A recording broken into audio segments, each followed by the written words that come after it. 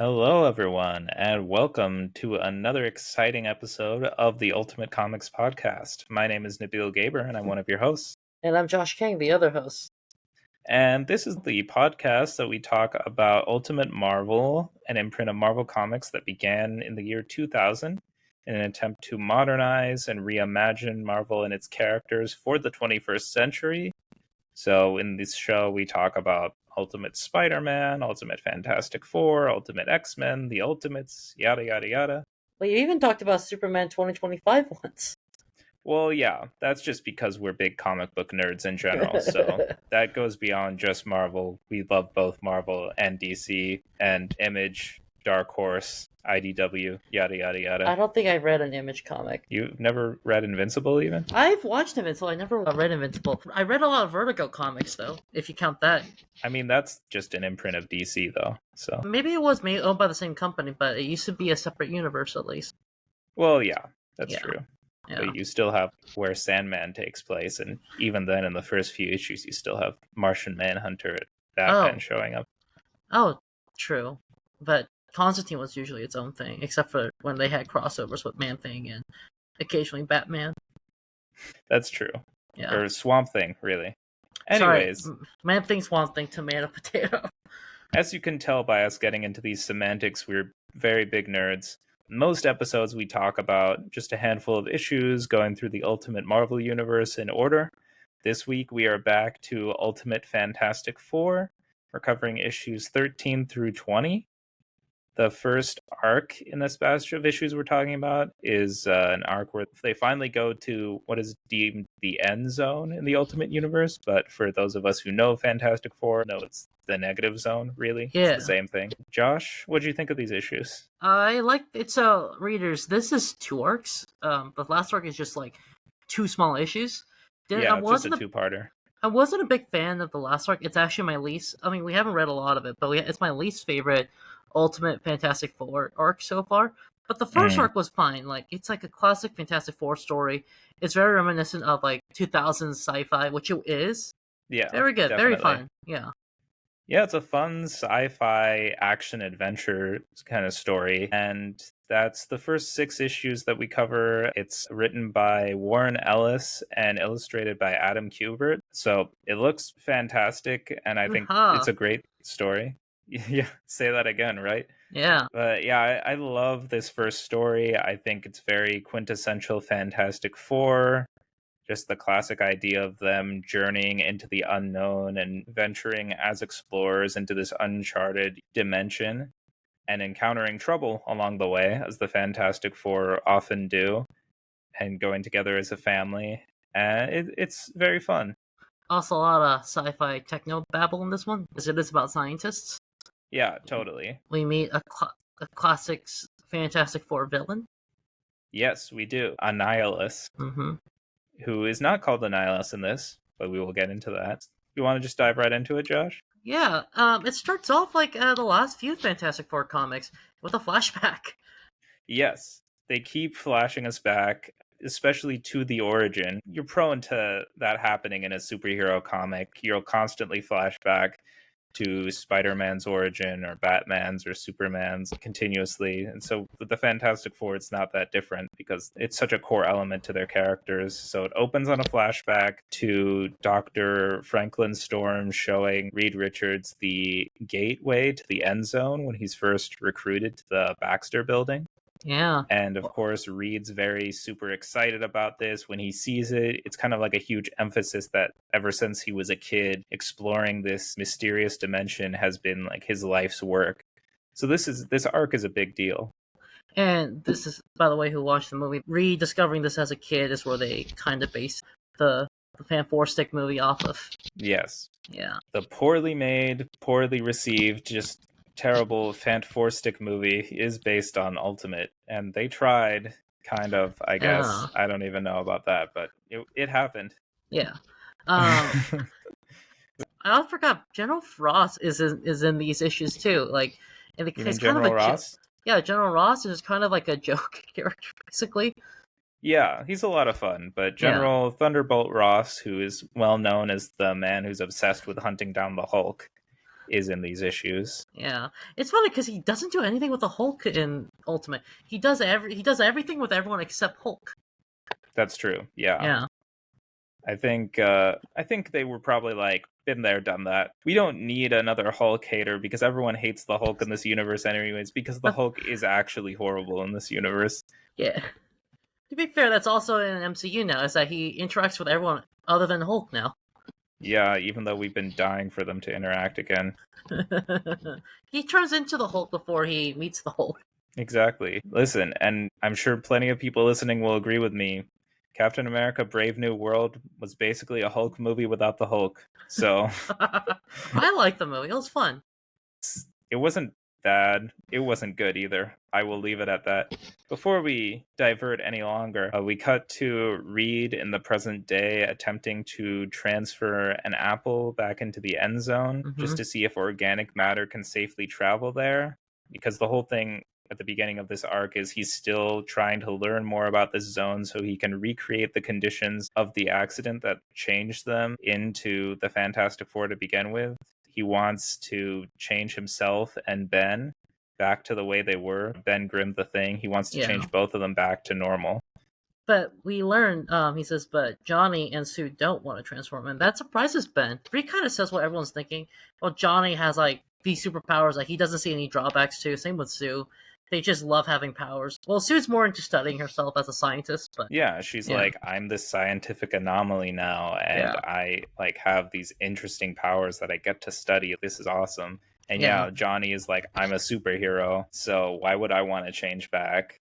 Yeah. And obviously, the Thing, he would want to change himself back to normal because he hates being the Thing and being permanently this rock monster, notoriously. Yeah. And I guess with Reed, I'm surprised he wants to be changed back, but at the same time, I'm like, I would imagine being pretty ambivalent about your powers if I were Reed, because Reed's biggest power is obviously his brain and his genius level intellect, and the stretching, that's all very secondary. I think that's always just been the way with Mr. Fantastic. So I can see like maybe him wanting to be changed back. At the same time, it's not a huge drawback for him either. I feel like he would be in very neutral territory about that. I think the other thing with Ultimate Fantastic Four is they got these powers like regular Fantastic Four from like a weird anomaly, and they don't know what the drawbacks are. Like there's a scene where like Sue goes like, these might be diseases from we know, like, and I was kind of joking with you earlier, like if Nabeel grew a horn or shot lasers out of his eyes every 5 minutes, would we go that's a superpower, or we would go like that's some weird disease that we should probably study? Yeah.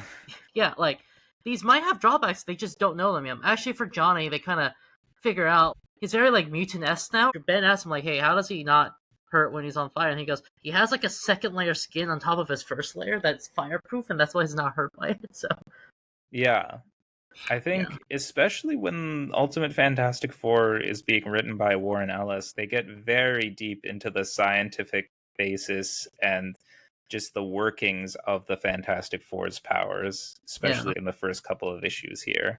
And this becomes important later on in the story, which we'll get into. But yeah, Reed does explain a lot of it to Ben, who's like, well, why would they want to keep their powers? And he's talking about how Johnny's powers work and about how we still don't know a lot because why isn't Sue blind if light passes through her when she's invisible? She can still see. What's that about?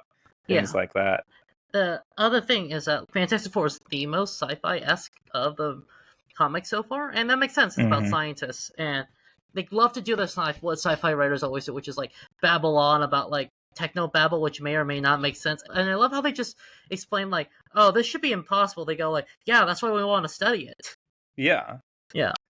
And I think the Fantastic Four in general are one of the most, if not the most, scientific team in Marvel because it's a group of explorers and scientists and adventurers who want to journey into the unknown and to discover more things about themselves and about the world around them. So it makes sense that there's a lot of sci-fi babble and a lot of scientific terminology throughout these issues. Yeah, like they're more than superheroes; they're explorers and scientists. They're not on the streets patrolling like Spider-Man or Batman. No, exactly. I mean, like if they see like someone getting hurt, they're gonna stop it. But that's not their goal. Yeah, they will protect people and they will save the day, but that's not what they're there to do to begin with. They're mainly there to help people through discovery and scientific expeditions and things of that nature. Yeah. So their big thing is that Reed wants to get money and approval to explore the end zone, the negative zone, which is a very sci-fi 2000s concept. And we get like Sue Storm just pops in like a custom-made Fantastic Four uniform, like a straight out of a Zack Snyder movie. And like the next scene, With like the crop top she was wearing. yeah, and it's like a Fantastic Four crop top. Yeah, that's a very 2000s outfit she's got on. It's also funny because it's like the stuff that like Josh Whedon wanted to put in the script, and they're like, "That's you can't do that anymore. It's a little too weird now." Yeah. Yeah, with like the nerd boyfriend working on like some computer car thing, and like his sexy crop top girlfriend comes in, and they just zoom in on her, and she tries to distract him. It's like you don't do that in movies anymore because that's like it's pretty sexist. Yeah, like her role is still improved on, of course, like the 60s when Stan Lee, Jack Kirby era. She was mainly just there to complain and be a damsel in distress for Reed. But at the same time, there's still some sexism there in the way that it's written in this. Yeah. But Sue does suggest, oh, well, if we want to explore the end zone, maybe we should look into getting a rover to go in there. And Reed's like, nah, we don't need a rover. And for the rest of this issue, he's up to something. Reed is scheming and he's planning, but he's not letting anyone in on the plans. So it's fun as the reader, too, to kind of see these plans unfold gradually, because then he's like looking into all these different components. He's talking about like, oh, what does the helicarrier run on that the Ultimates live in? He's talking about like Stark engines, and he's like making this advanced like mechanical buoy. You mean buoy? Buoy, yes. Yeah. A buoy. And so you also like this is something you could notice from the movies, just like the Ultimates, and especially in this time period when they're writing, a lot of the money comes from the military. So he needs to like find a military application for everything. Yeah, exactly. Yeah. And that leads to its own problems and complications and hassles, but that's kind of like how they operate, especially like in the Ultimate Universe. They are based in this government think tank, so they have to report back to people like General Ross. I think it's also was just like the time when like, and I mean, we might be returning to that time when like everything science budgets were being slashed unless it was like military based, so you had to like pretend there was a military application for everything, like back then in the 2000s. Just for it to make sense. Yeah. Or like have any reason to exist in the first place. Yeah. Just the time period, unfortunately. Yeah, definitely. Yeah. But we get into, there's a really nice scene between Johnny and Ben where they talk about their powers, and it's a very human moment where like Johnny explains to Ben why he's keeping his powers. He's like, listen, he goes on this whole thing about, I think he had an uncle who smoked for years and never changed. And it's so weird how he basically equates this to smoking, where he's like, listen, I could die at any point. I may as well flame on while I still can. He's like, I gotta smoke a few Gotham because any day could be your last. He's very much living a rock star's life of live fast, die young. Because he's a kid. They don't know better. Yeah. No, exactly. Yeah. We also find out like Reed thinks, oh, I think Johnny's fire comes with his burning his own fat. Yeah, and Reed's kind of concerned by this, and he's like, I know Johnny doesn't seem to care, but like this could be bad. Like he could be burning his body out. I'll be honest, I feel like most people want that power. They go, you mean I burn fat by flaming on and I get to fly? Which, yeah, seems nice, but I imagine has very dangerous consequences. I don't know, sounds like you're losing weight. Just, before a big flight, just like eat a couple In-N-Outs and boom, you're good to go. You can lose too much weight. Yeah, but still, I'm like, you don't have time to work out? Oh, time to fly. Yeah. I mean, it makes things a little more expedient, but slippery slope. But Johnny also gives Ben some advice about his powers, and he's like, maybe these powers are a good thing. What else would you be doing if you didn't have these powers and you weren't part of this team? You should enjoy them while you have them before you decide to get rid of them. They actually kind of make you special. Because he asks him, like, what are you going to do with your powers? Like, go back to playing football and, like, become a bald guy in his 30s like everyone else? Yeah, like, be like a retired athlete in your 30s. Like, come on. Selling car insurance. Yeah. And there's this really funny little Easter egg where Johnny's talking about how Ben's eyes haven't changed. They're still that blue color from before he even transformed. And I Mhm. thought that was a fun little nod to just the fun nickname that the thing has, where he's called the ever-loving blue-eyed thing. Yeah.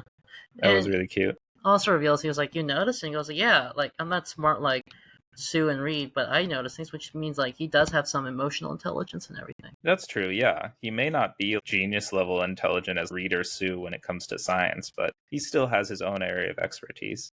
And that could be people. Yeah, he's the cool guy. He's a popular kid for a reason. He's not cool, he's hot. He's the Human Torch. Ah, do.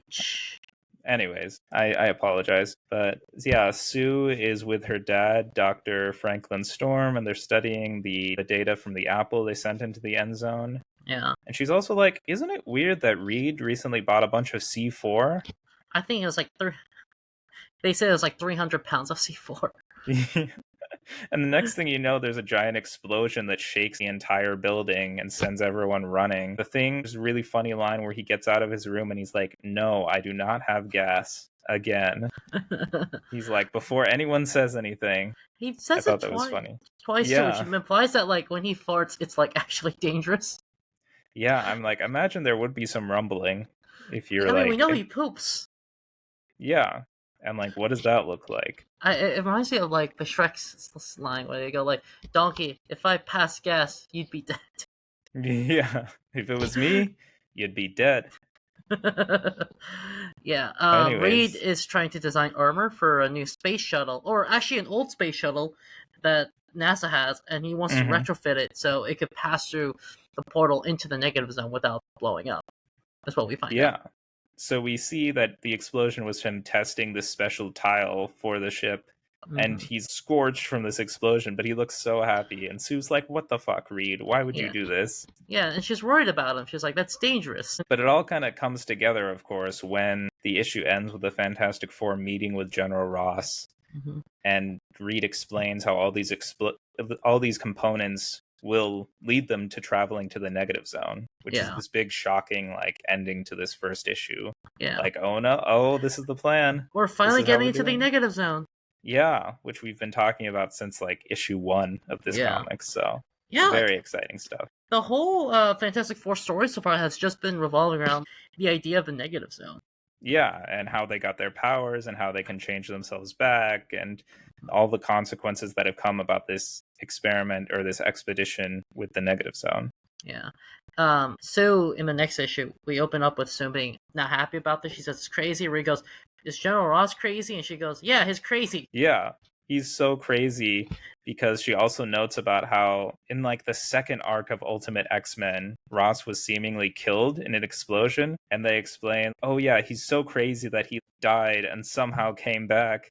They kind of hand wave it. It's really funny.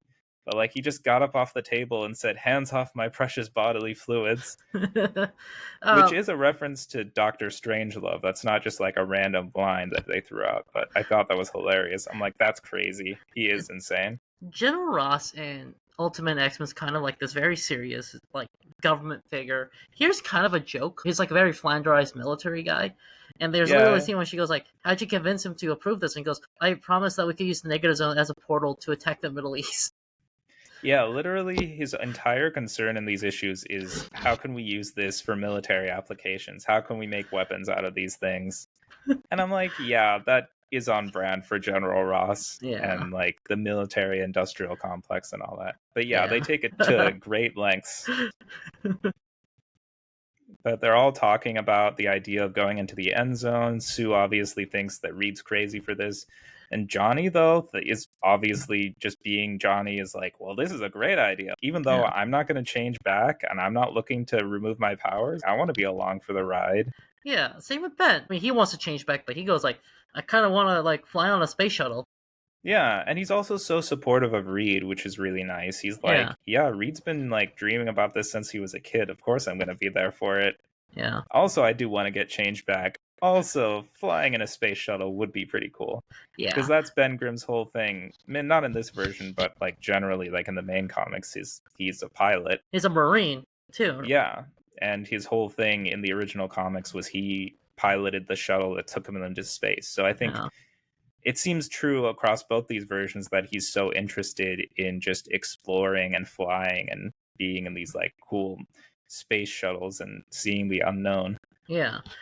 I also feel like it's yeah, that, and I feel like this is the 2000s. This is before all the horrors of accidentally sucked into another dimension became a big thing.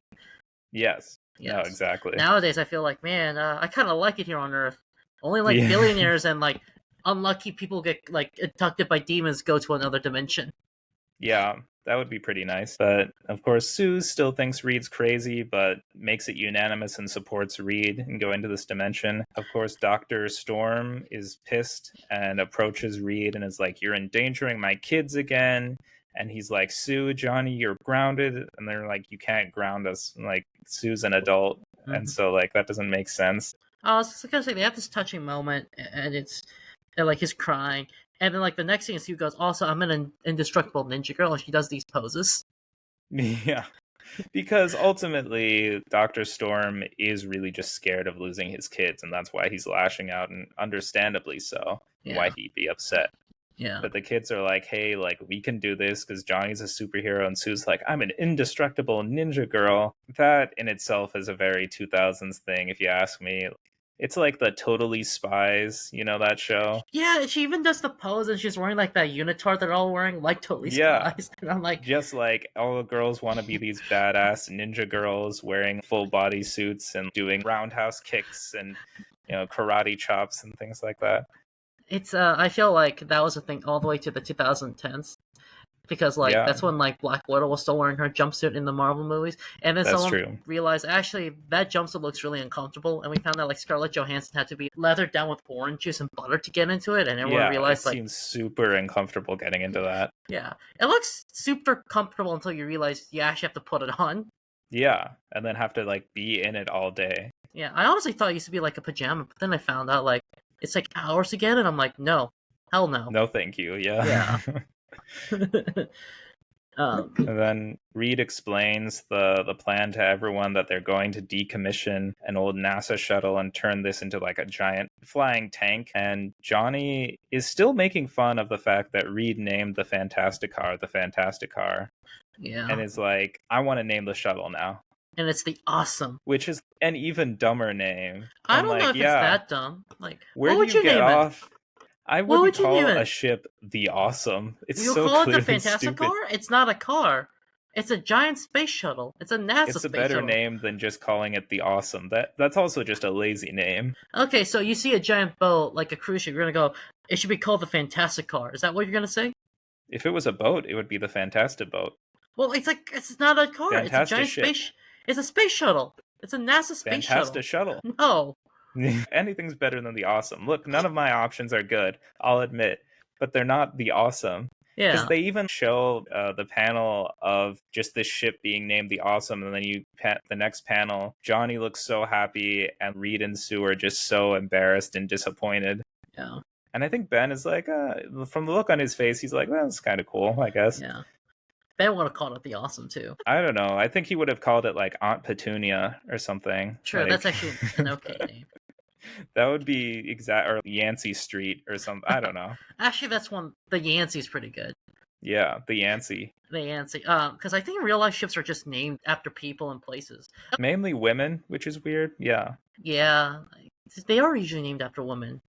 Huh. because I don't know, historically, because it's just men naming them after Yeah, like their wife or something. yeah, and women weren't allowed on, so they get lonely, and they're like, if boat's a woman.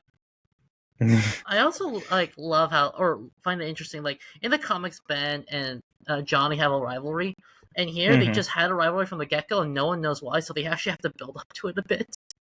Yeah, I think I like their relationship in this version because they have some of the classic teasing each other brotherly relationship where they kind of don't get along and bicker, but then they do share these sweet moments together of humanity, and they get along sometimes in cases where Reed and Sue wouldn't really enjoy the same kind of shenanigans that they do. Yeah, but Johnny's also just mean to Ben. Like, Yeah. yeah, like Sometimes it goes over the top with like making fun of him for just being a giant rock monster or calling him stupid or something. yeah, Sometimes I'm like, all right, that's actually just genuinely being mean. Yeah, and also I'm like, hey Johnny, you didn't graduate high school according to Spider-Man. Yeah, so like you Ben, can pump the brakes there. yeah, I also love there's like a scene where like Doctor Storm's concerned about his kids, and there's like that sweet moment. And then Johnny makes fun of Ben, and Ben just grabs his head, and I'm like, I like no one says a thing because they go like, no, Johnny, you deserved it. You made fun of this poor guy. Yeah, don't write checks your ass can't cash, you know? Yeah, but also Johnny was just mean from the first interaction all the way back in the first arc. Just saying, he has no reason to Yeah, be mean to him. He just is. I think they just wanted to cut to that dynamic from the beginning, Yeah, and I don't think they, yeah, built up to it maybe as much because they didn't really know each other before yeah. they became the Fantastic Four. It honestly just sounds like one is just a dick to the other, and the other one is just retaliating out of like this guy's a jerk to him. Yeah, I think that's generally how it is in the main comics though too. Johnny was just a dick to the Thing, and the Thing was like, "Hey, I'll fuck you up. Don't Yeah, mess with me, kid." yeah. He's a marine or a giant rock Yeah, monster. exactly. Yeah. Both. Yes. But yeah, the rest of this issue is mostly just these really beautiful splash pages of them just working on this shuttle and developing the runway and It's like a whole crew. yeah, their whole crew of people working on it. Really large splash pages showing just like to scale like how big this shuttle has become. They did turn it into like a tank and They, this giant runway for it that they prepared. also, the shuttle. You could tell the panels Reed made for it are all now on the exterior of the shuttle. They rebuild the giant portal they used in the first arc. I don't know if it's the same Hmm. place, but it's a desert just like the first arc. Yeah, exactly. Yeah. And it's great, and you see the gateway and everything to the end zone. Like it's really well done. And there's a nice scene afterwards of the four of them all sitting around a fire, just talking and confirming, like, all right, we're ready. I love this arc because this is generally what I found the Fantastic Four to be about from the beginning, which is like Reed wanting to do some crazy thing, go on some wild adventure to explore the unknown, and everyone else just being like, all right, they're a family. We trust you. We love you. We want to be along the ride to make sure things don't go off the rails. If we go, we're going together. So it's a very exciting setup. And then the last few pages are just this big launch sequence and they take off. And you see, as Oh. soon as they lift off, Reed is like, woohoo! And he's like a kid on a roller coaster. He's like so excited, Yeah, which is they're really fun to explorers. see. They're Yeah, explorers, and they're a family. Like, exactly. and I love how they really emphasize this is a crew. You got to get them together. They see themselves as a family, even if they're not legally a family in Ultimates like they are in everywhere else. But Hmm. yeah, But kind of. like, it's that idea of found family and bonding together over this shared experience that the four of them have gone through together. Yeah. Though in the other universes, they are legally a family. That's true. Yeah. Yeah. Well, I Just guess Johnny and Sue are like actual family, except in the yeah, movie. Johnny and Sue are biological biological family. Yeah. But yeah, in the main universe, Reed and Sue obviously, and then Reed and Johnny in-laws, and then Ben is kind of just there for the ride, but he's the most beloved member of them all, so he's His probably more family than the rest of them. his family because you turned him into a rock monster, so you gotta let him in at that point. It just matters. Yeah, like you got to do something to make up for this. Yeah, he probably poops rocks like in Thor. Probably. Yeah. Then yeah, they drop the boy in the end zone and they just decide to explore from there and they're like, let's go, which is Yeah. the end of issue 14. And the next issue starts off with they're floating through the end zone and Johnny is already not feeling too great. He says, Yeah. I feel a bit funny. And he also just generally feels, I guess, a little let down by the end zone because he's like, I thought it would be a little flashier. There would be like more zip to it, more pizzazz. I kind of feel like that's like space is like everyone thinks it's cool to realize it's like billions and billions and billions of miles of nothing. Yeah, exactly. Yeah. I Like, honestly it's kind of disappointing, probably. I honestly thought like this is just Johnny being a kid. He's like, oh, he's in this cool place and he just doesn't want to do anything about it. It's like I Yeah. don't want to be here, and it's like he's like you didn't have to come, man. But he's also clearly not feeling well at all, which will continue throughout this issue and a lot of the storyline. Reed is kind of dismissive of it, and he goes to Sue because they're more focused on figuring out what kind of dimension this end zone is. They realize through a lot of scientific sci-fi babble that this is really kind of a broken universe. All the heat has dissipated and the physics are all off. and it's a lot smaller than theirs. It's experiencing a heat death before the big crunch is the idea. That it's collapsing in on itself, the opposite of a Big Bang. They'll read for or Sue thinks for a second, maybe it's a universe that hasn't had a Big Bang yet. Yeah. Yeah, so there's a lot of talk, which is cool. They really dive deep and delve into what kind of universe this end zone is and what that all means and just the science behind it. And of course, the entire time, Ben is like, I'm so done with this. This is like being in school 24/7, listening to the two of you. I cannot believe this. I was gonna say, like, what does become a plot point later is that Reed thinks this is obviously a parallel universe, and it may be like a bunch of maps stacked on top of each other, and they just went to the one above them.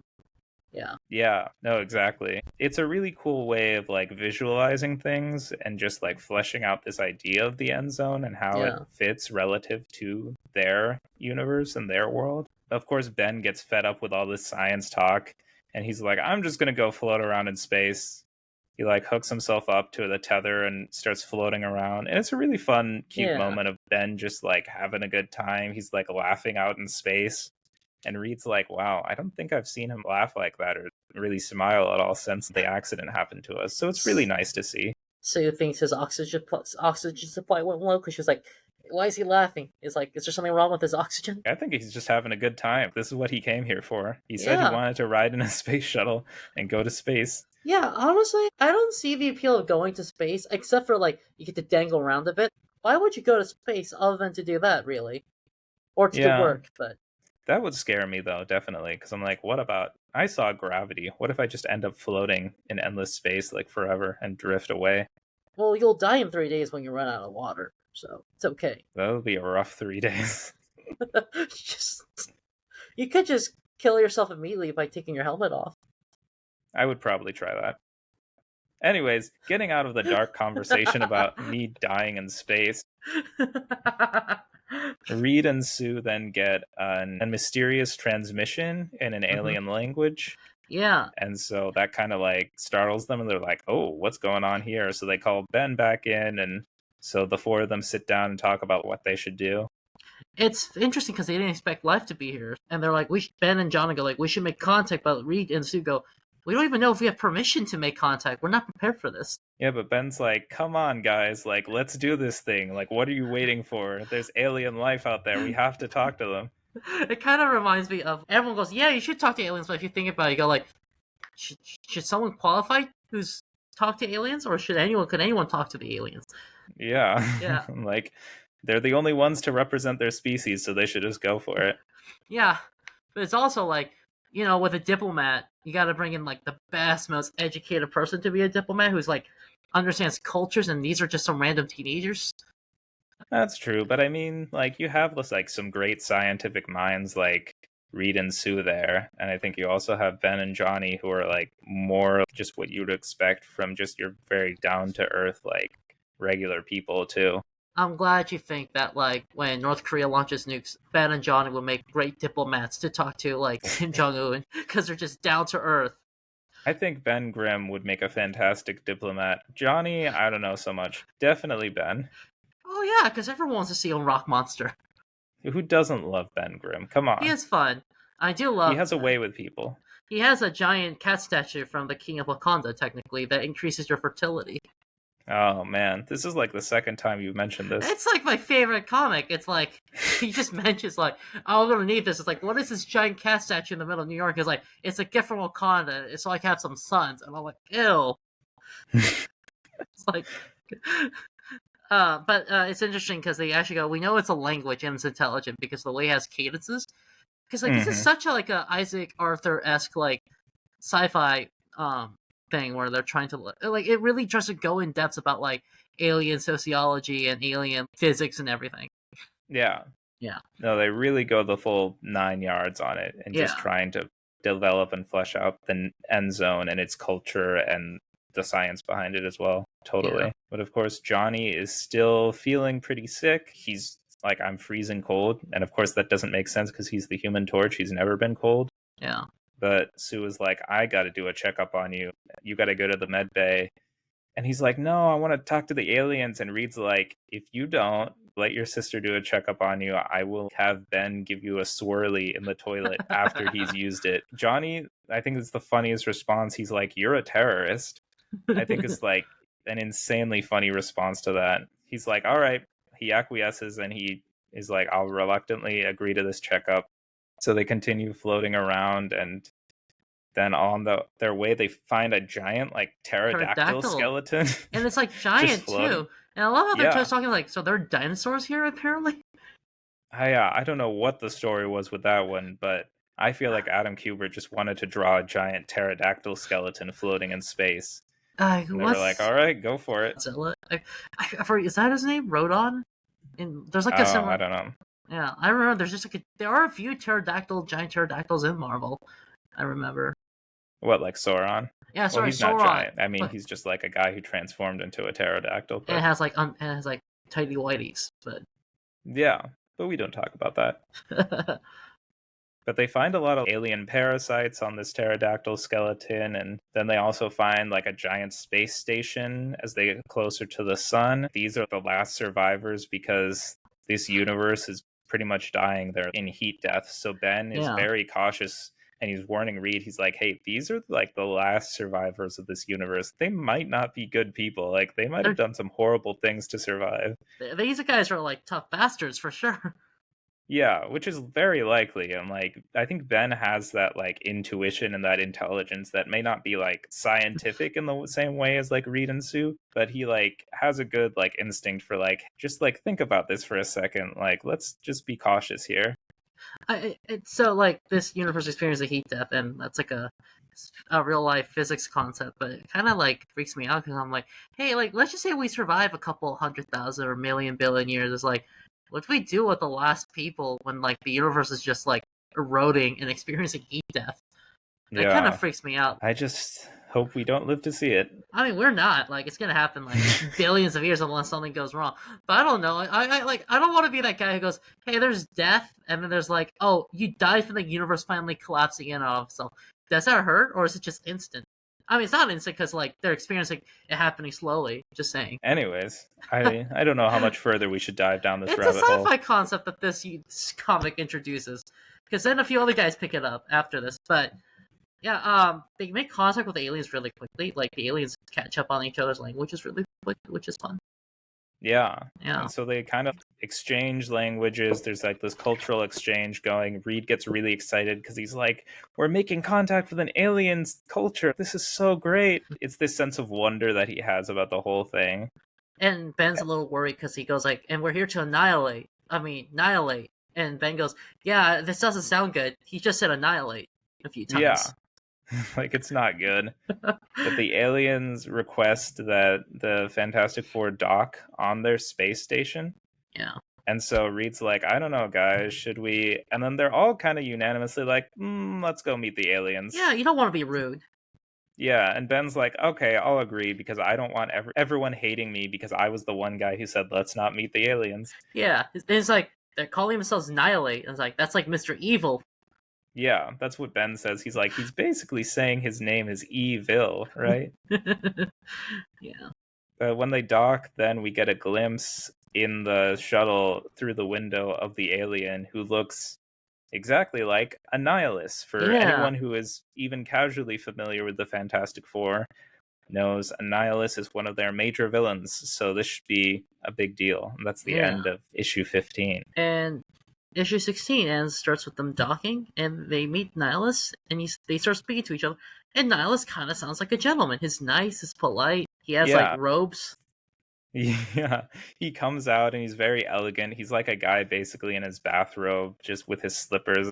I interpret it as like a judge robe or like a Chinese imperial robe. Like he's just polite and is a gentleman. Yes, but as Josh has taught us, no good person would wear a robe. Robes are pretty evil, so this is a bad sign. He's being very nice to them. He gives them like new translators because their translators are pretty flawed, but he's like, I'm still impressed with your technology. And he's like, my name's Nihil.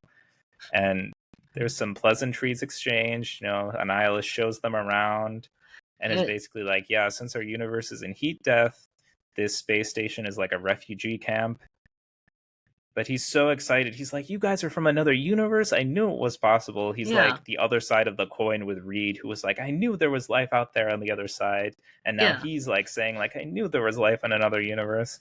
and yeah, his scientist. He also explains annihilate. Yeah, it is annihilate, but that's from like feudalism. It's just like a tradition. Yeah, he's like, "That's it doesn't mean anything. Don't worry about it. Don't worry about the words annihilate and annihilation and annihilus. Those are just words. That doesn't Yeah, mean anything." And yeah, they're words like, are "Okay, words. cool." Yeah, Yeah.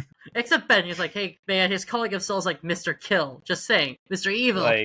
Like is no one else picking up a red flag here? I don't blame Nihilus for liking the way he does, because it's like, hey, his world's dying. He's taking care of all these refugees, and later we learn he also has a bunch of slave warriors. That's Spoilers. true. Yeah, like you got, like if you like, you don't want your universe to end and these guys to just die. He's a nice guy so far. And also, we see the alien refugees. They all look interesting and they all look miserable. They look miserable, yeah. And Ben goes, "Hey, Reed, they don't look happy." And Reed's like, "Of course they're not happy. They're dying. The universe is ending. You gotta help them." And I think Nihil, as he's called here, does offer them a pretty big boon here because he's like, "Hey, here's my model of the multiverse." And he's like, "You guys are above us and you're younger and we're significantly older and we're dying. So we could exchange ideas and Yeah, we could help you learn how to forestall the end of your universe yeah, and learn from our mistakes in our universe." And they're like, "Well, how can we pass up this opportunity?" yeah. They're trying to save the world. It's interesting because he says like, "Our universe is dying. We only have 500,000 years to a million years left." Yeah. Yeah, So not a lot of time, relatively. yeah. I mean, and I also he mean, also talks like his species just lives a long ass time too. yeah, but Yeah, they are actively in heat death. yeah. And before they can really exchange further ideas, though, Johnny collapses from sickness and they have to get him back to the ship. And it's really funny because Nihil's like, any other species would have cooked him by now. And I'm like, what? That's another red flag glaring well, right out at you. well, come on, like a lot of animals eat the weaker ones in their group, so he just assumes they'll do the same. Yeah, he's like, good of you to bring him along. Like, Good thing you didn't eat him yet. yeah, it's like if he was my younger brother, I would have eaten him. Like, he's so weak. He also calls Soup the breeder of the group. Yeah, I'm like, wow, okay. These are some interesting terms you're using, good sir. Yeah, Interesting phrases. but Nihil or Nihil is really polite because they go like, "Hey, we gotta take him back to the ship. We gotta look at him, and fix him up." And he goes, "All right, I'll just be waiting here then when you guys come back." Yeah, so he does politely, patiently agree to wait for them. Yeah, And Johnny looks really bad. He looks like he's been burnt to a crisp. yeah, his graying, which is It's not looking good. They're trying to yeah, figure out what's going on. And there's like some tension, of course, because Sue's like, we have to go home now. And she's like, we're going home, right, Reed? And he's like, oh, I don't know. Because he's like disappointed he doesn't get to exchange more ideas with Nihil and like learn more about the end zone and everything. yeah. Because the dream is to meet another civilization, and not only do you meet another civilization, you meet a nice guy who's taking care of refugees and is also a scientist. It's like the golden ticket.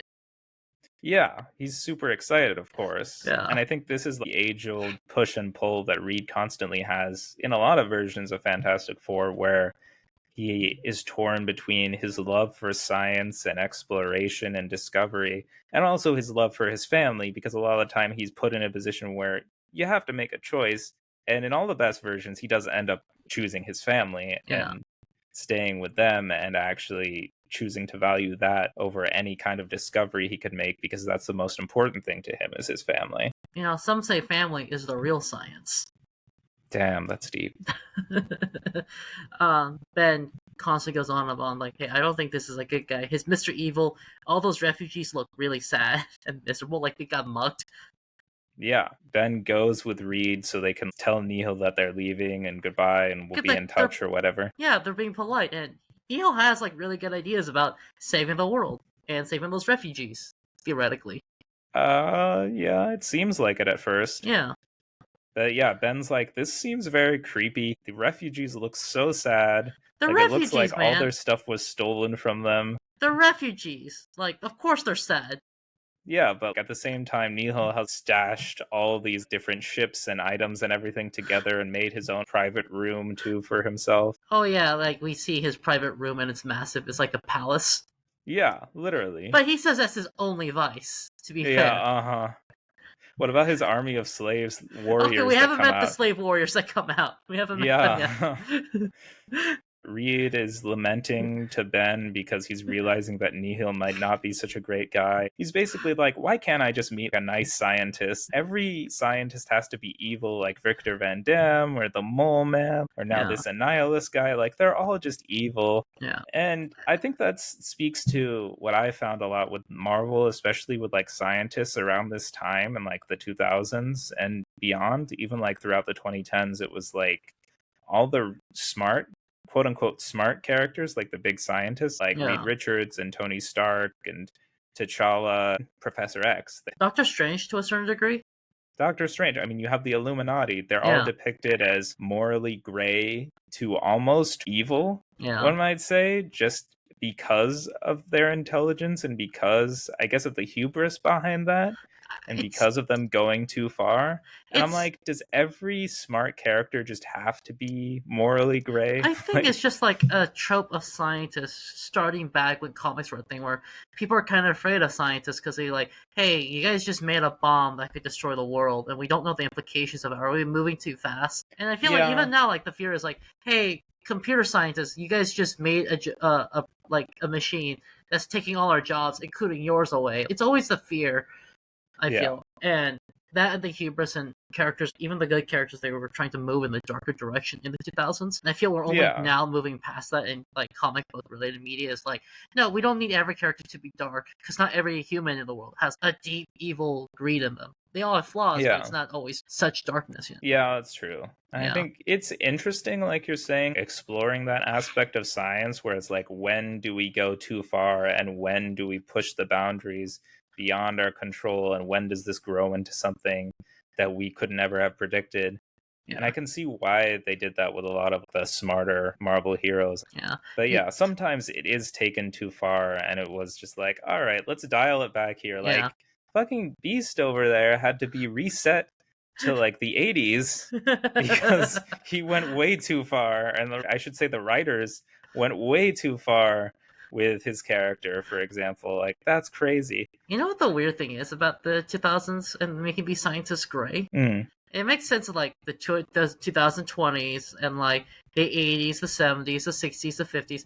But 2000s, not that there was no science, but I don't think people were like, man, science has gone too far in the 2000s. We weren't saying that. Not that I can recall. Yeah, Maybe some areas, but I think over time it just gets worse and worse where we're like, this might be going too yeah, far. but not in the 2000s or 2010s. It only like started up again in my life, like in the 2020s when AI was like taking people's jobs away. But before then, like Yeah.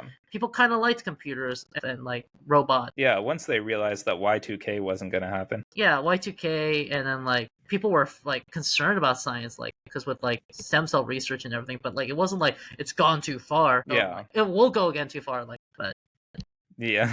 yeah, That's but true. like so anyway, they talk to Nihil. They're really polite, saying, "Hey man, cool dude, we're gonna come back. One of our guys is sick." And Nihil summons a bunch of slave warriors and goes, "Hey, my species lives for 500,000 to 1 million years, which is around the time this universe is gonna die, and I don't want to die in an apocalypse. So I'm gonna take your universe too."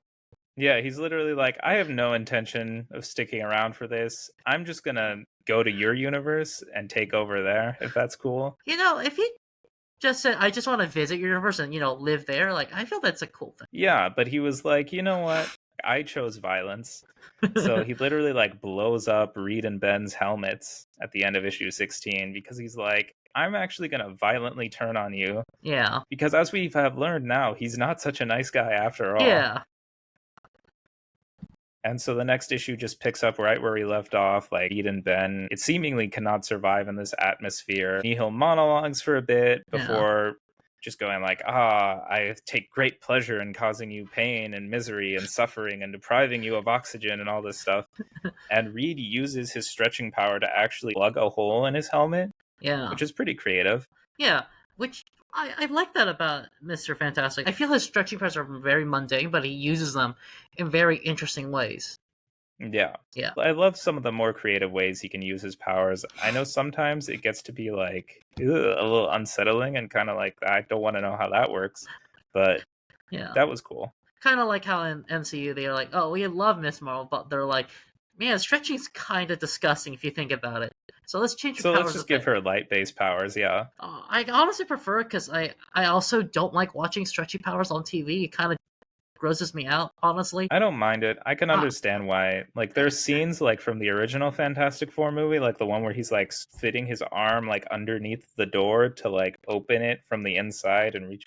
Like, it might have just been the effects, but I was like, that's gross. And Johnny Storm actually says that in the movie immediately after that. He's like, that's gross. yeah, I think it's disgusting. Let's just give her the same powers, but don't make them stretchy, which is what they did. Yeah. Unlike some fans, I'm okay with that because I hate watching body horror. It's like my weakness. It's like I don't like too many piercings, and I don't like body horror. Yeah, That's fair enough. yeah. Ben's fine. He could just breathe in the acid. Yeah, Ben is cool. He's like, oh, the air tastes gross. But Reed's like, you're fine? He's like, yeah. And he's like, you know you're breathing acid, right? And he's like, well, I guess we know what my lungs are for now. It enables me to breathe through any environment. Yeah, I really like this about the Fantastic Four so far is that like no one could actually fight Ben properly because he just beats the crap out of Neil. Yeah, this next sequence is so much fun because Ben just starts going to town. He's literally like, it's clobbering time. He starts beating up on Nihil while Reed is working to fix his helmet on the side. Yeah. And then Nihil calls for help from the aforementioned slave warriors that he now has. Oh, like it kind of implies that he says I'm in a caste. That they have a caste system. Maybe it's like ants where they're like there's some smarter ants and the other ants are just dumb and follow orders. That could be it, yeah. Yeah. So it's like it could it's just not be like an alien insect yeah. colony. Yeah, and he's like the smart one in the colony, and these guys are dumb mind drones. Yeah, that makes sense. Yeah. Either way, Ben just beats the ever-loving crap out of them. Yeah. He just takes off a support beam and rips it out and starts beating them up with it like it's a giant baseball bat. He hits Nihil a few times, and Nihil's trying to get away with the wings, and he just smashes them. Nihil's running away at first and climbs up on the support beam, and Ben just rips it out from under him. And then when the warriors arrive, he just smashes them with it. And then Nihil jumps on his back, and Ben just rips off one of his wings too. I do love how you don't I feel the thing people get upset about comics sometimes is that oh, there's a villain and it takes you got to do everything to beat this guy, and then the next time you see him, you easily just one shot him he's an afterthought. But now in the hero it's no, no one could fight Hulk or the Thing straight up at the moment. No one just wants to fight them straight up. It's the thing. Because they're giant powerhouses and they're almost unstoppable at this point. Yeah, which is fair, and also it just makes the action just funnier because it makes it so much funnier because they're desperately trying to run away or to scramble for any sort of defense, but he just crushes them. There's even a point where they start torching him with a flamethrower that burns his suit, but it just gets him mad. It doesn't even harm him, and he's just I really like that spacesuit. Now they're gonna pay.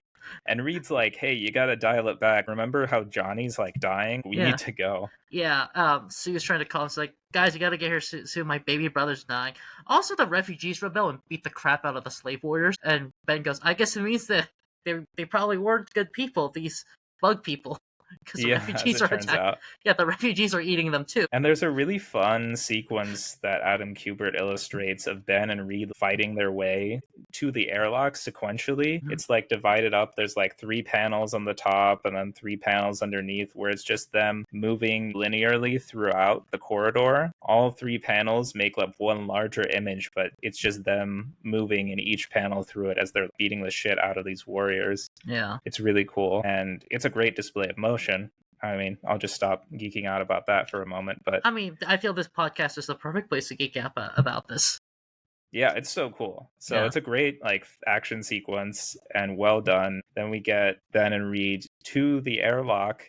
They're about to get in the ship, but of course Nihil removes the airlock and tries to just cut them off from oxygen entirely. Luckily Sue uses her force field to shield them and bring them back into the ship. And so then it's just a giant chase sequence from then on as Nihil's forces, I guess in this version his equivalent of the annihilation wave that he sends of helper bees or what have you. Drones. Yeah, drones. His drones. They start chasing after them and shooting at them with lasers. They summon the giant pterodactyl to fight. Yeah. It's so insane. This is why I love this arc, because it is so classic Fantastic Four. They go into another dimension, and then they come out the other side with a giant pterodactyl skeleton shooting at them and chasing at them.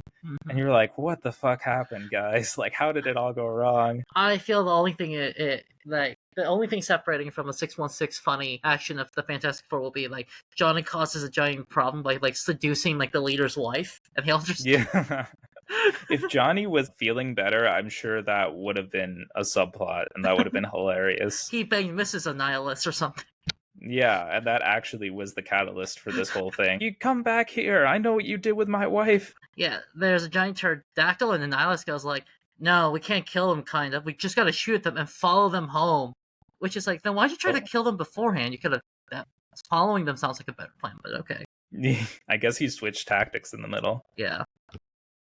And then Reed decides to take a big risk in the ship. He's like, ramp up the fuel compressors. I'm pretty sure we won't blow up. And Sue's like, what? There's a chance we'll blow up? And he's like, I think it'll be fine, which is classic Reed. Yeah. And it speeds them up fast enough where they end up jumping through the portal. Issue 17 ends like on this splash page of them making it through the portal while they're still being shot at. So it ain't over. Yeah. Because the chase sequence just goes right back into issue 18. We pick up right where we left off. They get to Earth and they crash land in the Las Vegas Strip. Yeah, because like by the time they reach Earth, they've been shot at and the ship's been so badly damaged that they're nearly like destroyed. Yeah. And Reed has to like manually like blast off like with one of the death rays, like blast the engine off of their ship so they can like slow down so they don't like hit any further populated area. Like Ross hears about this and he like orders an evacuation of Las Vegas. And not everyone's able to get out, obviously, because it's so last minute, but you just see these like giant images of the two ships crash landing on the Vegas Strip. And most of the rest of the issue is them in this giant fight scene where they're like, all right, let's go to work. And they start like beating up Nihil and his forces. They all are fighting, but like the thing complains was like there's a bunch of like slave drones they just have to fight through. Yeah. Yeah. Huge army they have to fight through. Yeah. And I think the funniest part is then we see Johnny emerge from the ship. He's woken up and he looks so much better. He's back to like his normal skin pigmentation. He's not burnt up. And he just looks around and he's like, okay, fight scene. Sounds good. He goes he like, does not need any more context. He's like, I don't know who these aliens are. I don't know why we're fighting. I don't know how we got to Vegas. And he just flames on and starts like throwing fireballs at him. I also love how he just assumed that the thing stripped him. Yeah. He's like, Ben, what kind of messed up prank was this? Nihil actually is fighting Reed, and he does actually win for a second, and he's about to eat Reed or kill Reed. Then Reed sees a laser gun. I didn't even know these were guns. I just assumed these were like metal clubs. He grabs it with his stretchy powers, shoves it into Nihil's mouth. Yeah, to like keep it propped open, which is very cartoony and funny. Yeah. But then Nihil's trying to get it out of his mouth, and he's like, wait, don't. And then he accidentally pulls the trigger. So Reed accidentally just ends up killing this version of Annihilus. I'm like, what did you expect when you like jammed a death ray in his mouth?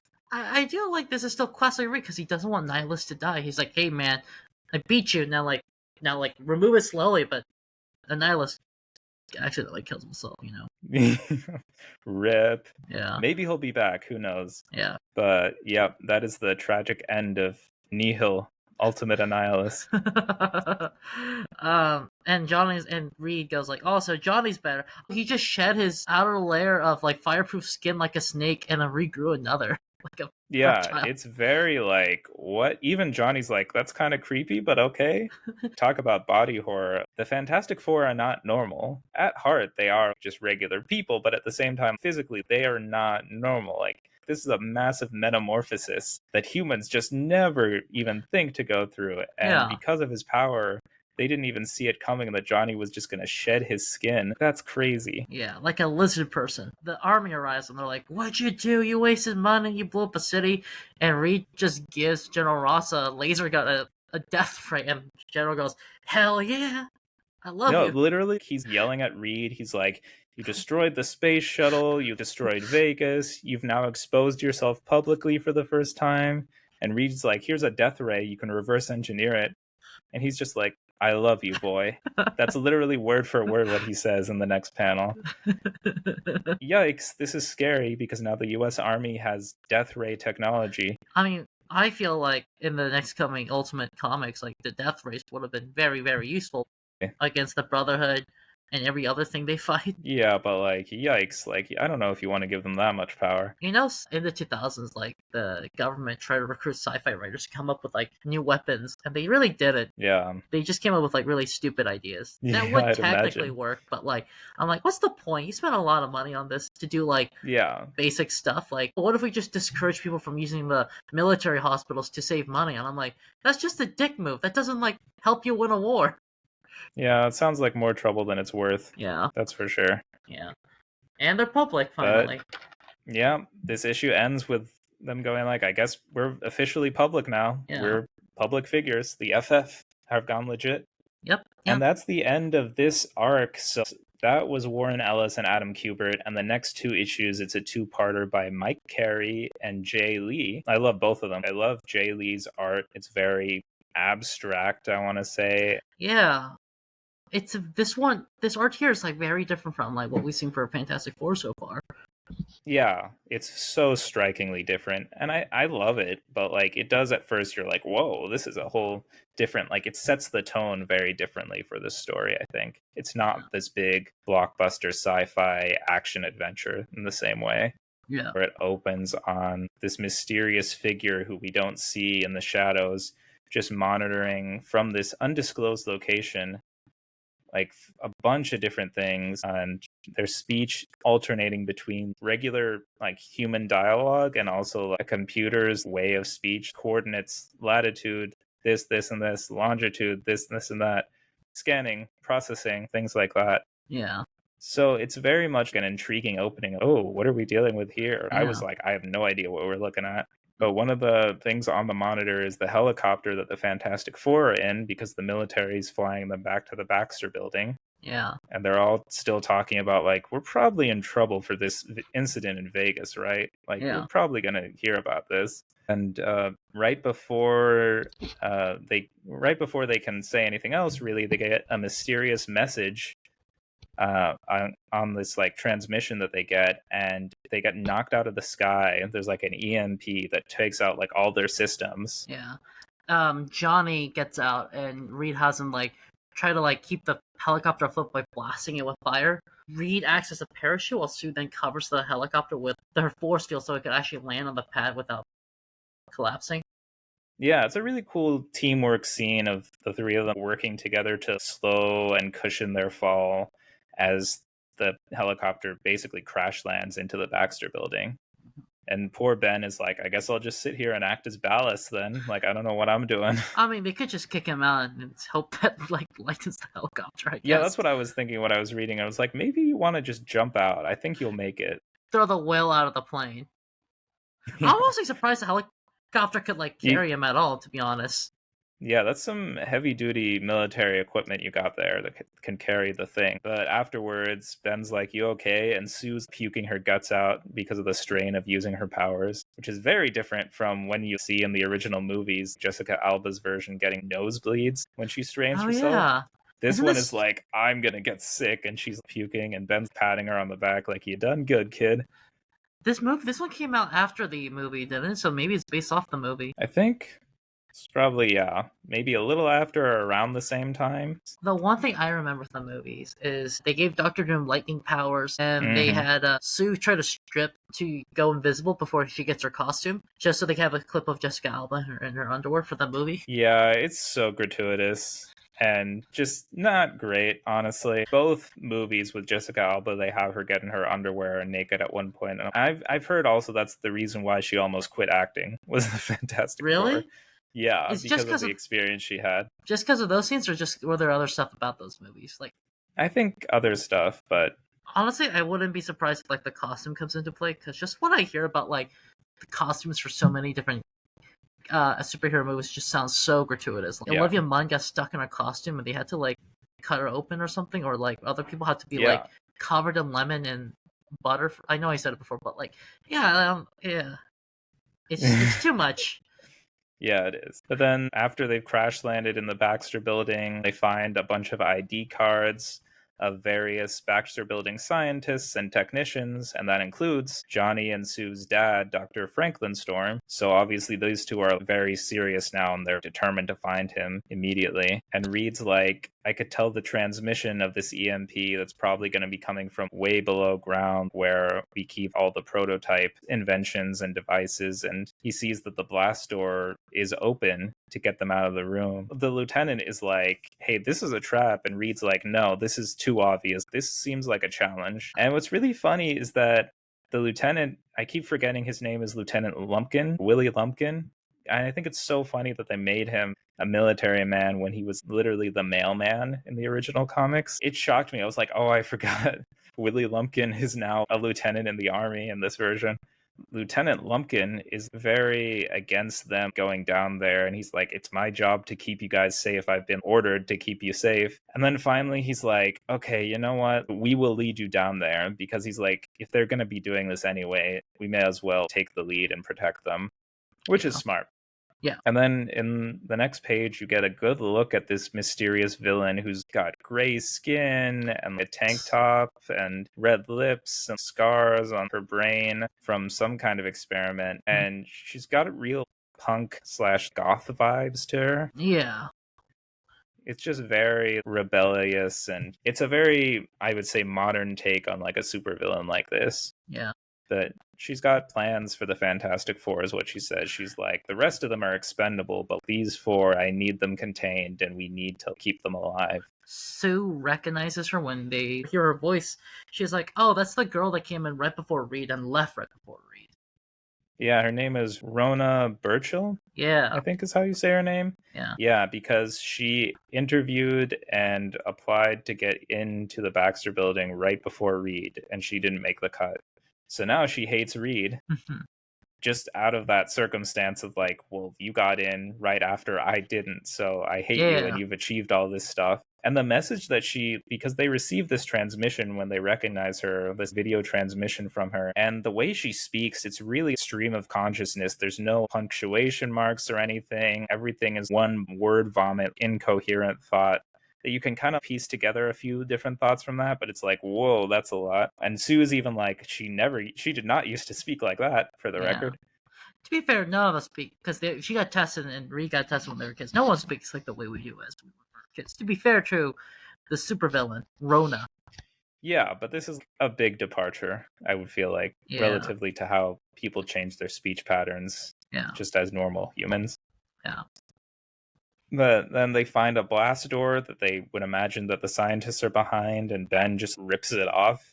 And then they find everyone strung up on this web that was apparently this prototype. It was called a prototype crowd control system that was developed by Phineas Mason, also known as the Tinkerer among the Spider-Man villain. I love Tinker as a villain. He's one of my favorite Spider-Man villains. He's a fun villain. Yeah. I really do love him too. And I love how in a lot of different comics, he's not a character, but his stuff just comes in on the side. Yeah, that's true. Yeah. I like the occasional story that focuses on him, but yeah, I do love him as the supplier of all the gadgets for supervillains and everything. Yeah, it's like a weird dark comic. I don't think it was thematically very dark, but it tries to go that route. A lot of the comic is just black. Yeah, visually it is very dark. There's a lot of shadows in the illustrations. It makes sense in this context too, because the power is out in a lot of the places where they are. It's really this desperate, intense situation. They are trapped in their own building and everything is shut down, and they're up against this ominous, mysterious, genius villain. Yeah. So the art, I think, reflects that very well. But the Fantastic Four then get attacked and swiftly neutralized by this one robot. Just shoots Ben with this goo that makes him pass out, and then he shoots a hyperoxidant that as soon as Johnny ignites his flame, it ignites all the oxygen in the room, so everyone passes out except Reed, because apparently his body doesn't really need oxygen. But the way it takes out them one by one reminds me of Doompots, how they often are designed to counter each Fantastic Four to a certain degree back in the day.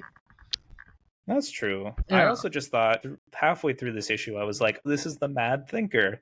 Because I was like, this is the same plot as the classic early Fantastic Four issue. I had to look up the number. It was Fantastic Four number 15. It was a Stan Lee, Jack Kirby issue where the Mad Thinker takes over the Baxter building and they have to fight their way to him, just like in this story. So this is kind of like a reimagining of that for the Yeah. Ultimate Universe. The Mad Thinker is a totally different character, but in concept, it's the same villain and the same battle. And this android is just like the awesome android that Stan Lee called it in the original comic, that adapts to everything and can take them all on. Yeah, it's a completely different take. Like, I don't know. Like, I don't think it's one of the ones Ultimate takes that like hit, in my opinion. Yeah, I don't think it didn't go anywhere, because this is just like, it mainly feels like a 2-issue kind of fill-in story. Yeah. It's entertaining, but it still doesn't leave that much of consequence to it. But yeah, at the end of the issue, only Reed is left standing, and he gets attacked with Victor's fly robots, and he's trying to evade and get to another generator, but one final trap is sprung on him, which knocks him unconscious, and the issue ends with him just passing out, which leaves us going into our final issue where Reed wakes up in captivity. Every time a supervillain takes Mr. Fantastic into captivity, he's all stretched out. He wakes up with his jaw stretched down and his arms are stretched up and out. It's pretty disturbing. It's body horror. That's why we don't want to see it in live action, to be honest. Whatever you do not read Immortal Hulk, then. That's so much body horror. Rona kind of injects him with her memories, and it starts when she's born, weirdly enough. Yeah, she has this weird, complicated serum that she injects him with that basically allows Reed to get a first-person point of view of her entire life. But it's funny because right before he starts experiencing it, they do a fun movie countdown where they count down like 5, 4, 3, 2, like a film reel, and then he just experiences her life from her perspective, which feels like just like an easy way to give exposition about who this character is. It was fun and engaging, but then I was like, okay, I guess we're doing this. Most of the stuff is like what we know before, like, oh, she's angry that Reed took her spot. Except he didn't take her spot. They literally go like, oh no, like not only she's very smart as a kid, she's also like very unbalanced and violent. Yeah, that's the thing. Yeah. She's always been super smart, but she is unstable and I think has a lot of mental health issues. Yeah. Generally, she was approached to be part of the Baxter building, but then she was deemed too unstable for the program because they were like, we're not equipped to help her. Yeah. At the Baxter building, we don't really know how to deal with any of this. The other thing that happens is after she gets kicked out, she steals the brains of her older brother and injects it into herself. Because she does a lot of modifications on her brain physically to allow her brain to process faster. And also, yeah, she literally cuts out the brain mass from her brother to gain a greater brain capacity, which is insane. It's also insane because this is what, spoilers, Reed does later to himself to become the Thinker. Or the Maker. The Maker. Yeah, I mean, inspiration there for our boy Ultimate Reed. I know. And what's also funny is that she has a whole profile on Reed, and there's a panel where you get to see the profile that has all his stats. And I wrote this down specifically for you, Josh. Under dominance, it says plus 76%. So he is the more dominant personality, it seems. It seems. Which is funny because we haven't seen this before. So far, it's been a very passive person. Well, just wait until he becomes the Maker. Oh, yeah. Then we'll see how dominant he becomes. The Maker, I feel, is just... It's weird because I've read comics where the Maker is a villain, and he is just evil. He literally kidnaps his employees and experiments them. Yeah. So, yeah. The Maker is unhinged. Yeah. And I love him for that. He literally creates an entire universe so he can shape it in his image. But yeah. Is that the new Ultimate Universe? Oh, yeah, baby. Oh, yeah. After we get the whole origin, then we cut to pretty much back to the present moment. We get the fastest bidding war ever, where the Thinker has a bunch of different countries and bidders like bidding on the Fantastic Four. Including Latveria. And she speaks so fast just naturally because of her like stream of consciousness, and she's like 10 million, 10 million, I hear 10 million, 20 million, 20 million, I hear 100 million, That's basically how it's going. Which is how it's supposed to go for bidding, no? Yeah, she's perfect for the job. In another life, this would have been her full-time occupation. But yeah, then the Fantastic Four do end up getting sold to Latveria. Which is funny, because Latveria isn't even run by Dr. Doom yet. Not at this point, no. He was just running like a small commune in Denmark. Yeah, imagine Dr. Doom does take over and he goes, oh, I own the Fantastic Four now, huh? Yeah. All the possibilities are endless. You'd be like a kid in a candy shop. I own Reed. I'm not better than Reed anymore. I just own him. I've seen storylines where Doctor Doom takes the Fantastic Four captive, and I know exactly what he would do to all of them if he owned them, What would he and do if he it's owned them? horrifying. Like, would he really kill them if he just owned them? He didn't capture them. He just owns He them. he would torture them What if he just owns them? grotesquely. He Well, just. if you read the Mark Waid and Mike Wieringo run of Fantastic Four, Mhm. there's the storyline Unthinkable, which Yeah. I think that's like my favorite story arc that they do, and it's terrifying to see what he does to them when he has them captive. Okay, but He that's because he brutally kidnaps them. torments them. What if he just Yeah. owns them, like legally? He just bought them. Like, it's different if you own versus capture. Well, you also see what he does to some of them in Secret Wars too. Yeah. He turns the thing into a giant fucking Great Wall of China, and he sends Johnny into the sun. And of course, Reed doesn't even exist, except he's a remnant from original 616. And then, of course, he just marries Sue and makes their kids his own because he just wants to be Reed. But that's a totally different story. It kind of is very reminiscent of Lex Luthor in that, like, Lex Luthor hates Superman, but other times he just wants to be Superman deep down and replaces Yeah, all his organs so he could, like, get Superman's powers. exactly. Yeah, Yeah. they really just want so badly to have this power and to be in this position. And so they hate the other person for No, that. it's funny because, like, for Lex Luthor, he wants to be Superman, but not Clark Kent. And for Doctor Doom, it seems he more than anything wants to be Reed rather than Mr. Fantastic. So it's like a weird reversal of it. That is true, yeah. Yeah. That is interesting. But Yeah.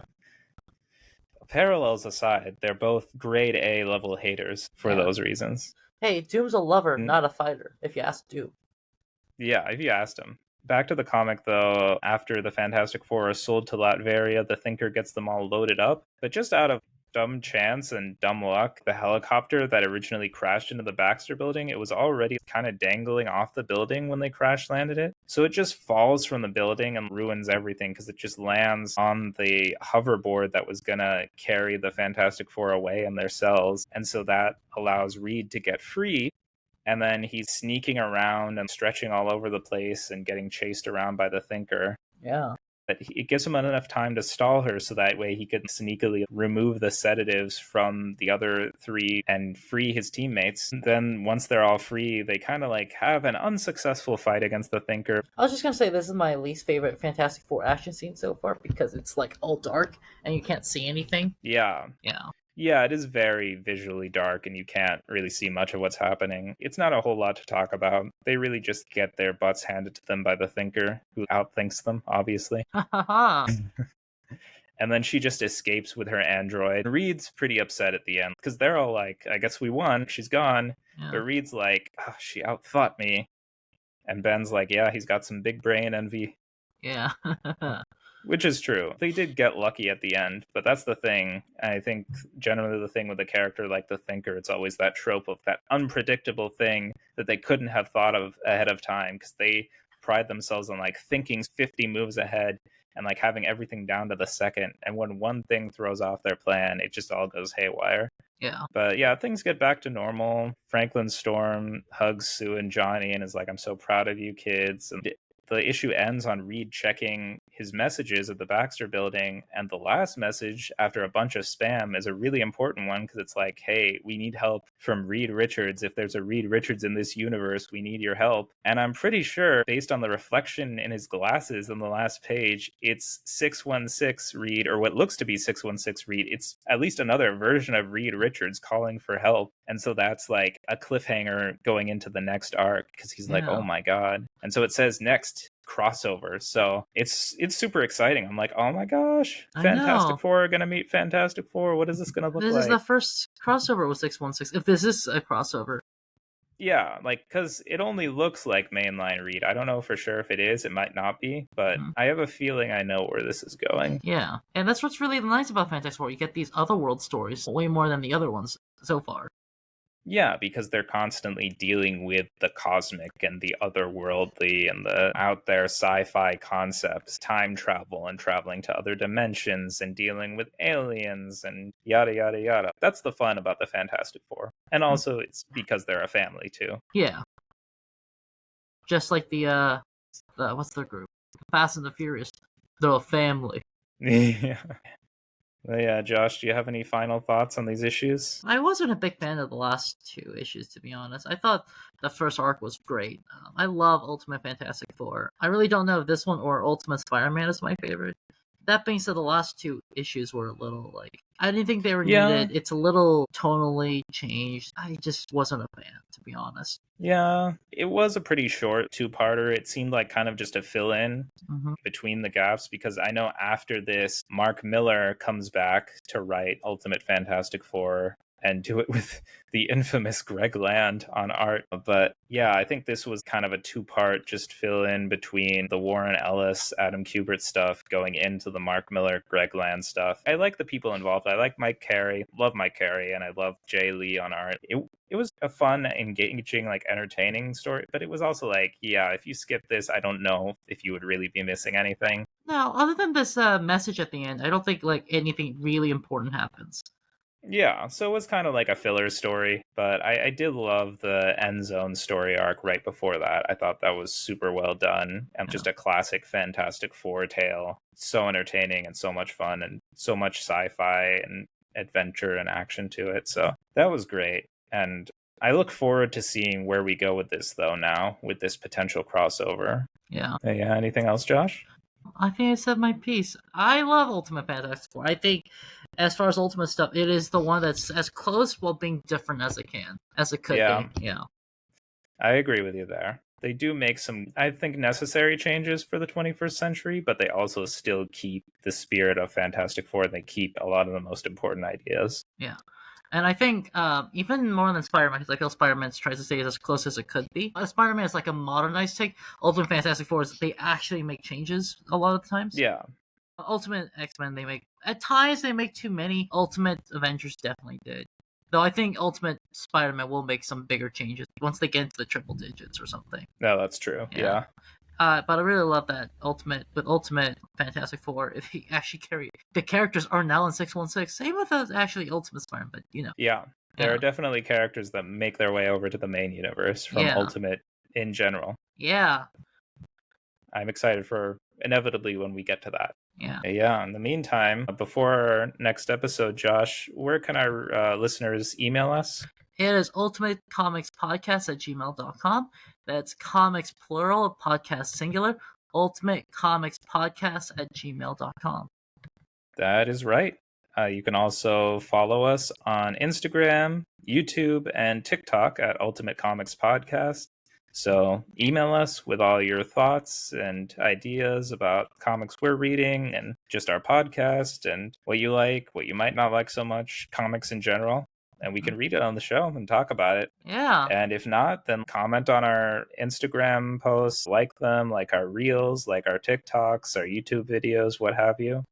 We'd love to hear from you guys, and we love interacting with all of our listeners and our fans. Next time, we're going to review the Fantastic Four movie, which yeah, comes out this upcoming Friday on July 25th. We're both very excited for that. So it's very good timing that we talked about Ultimate Fantastic Four right before this, because I think we're in the headspace and in the mood to talk about Oh Fantastic yeah, Four. this has been the comic movie I've been excited for. The most excited for in a few years. I think this Thunderbolts was what I was most excited for, honestly, for the last few years of comic I movies. feel you there. I knew July was going to be a good month because I was like, we're getting Superman and Fantastic I Four. Like, know. come on. Uh, So until then, everyone, take care and make mine Ultimate Marvel. Bye bye.